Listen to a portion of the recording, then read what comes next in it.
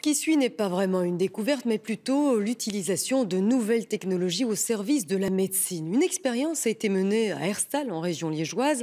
Un infirmier urgentiste et un ambulancier sont intervenus avec des lunettes connectées, de façon à permettre à un médecin d'intervenir à tout moment, à distance, depuis l'hôpital. Marc Mellon.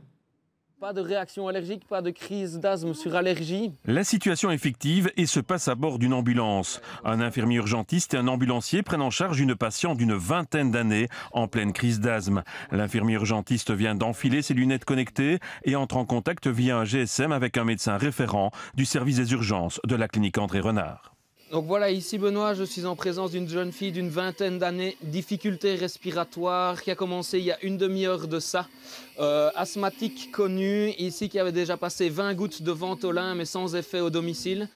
Ce médecin urgentiste voit en direct ce qui se passe dans la cabine sanitaire de l'ambulance. Il peut dialoguer avec l'infirmier urgentiste et intervenir à distance. Alors maintenant, vous allez lui préparer un deuxième aérosol exactement de la même chose et 80 mg en injection de Solumédrol, s'il vous plaît.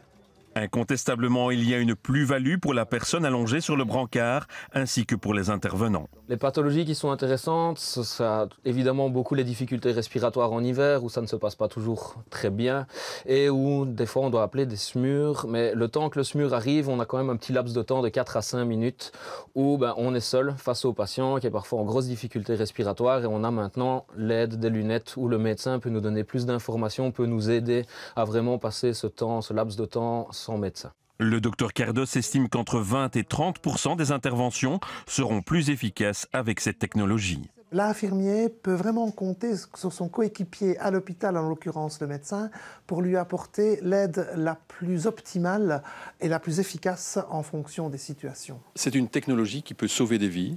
Nous l'espérons. Donc, je ne peux pas m'appuyer pour l'instant sur des études scientifiques pour être certain à 100%. Mais ce que je peux vous dire, c'est que ça augmente l'efficacité des prises en charge d'environ 20 à 30% des missions.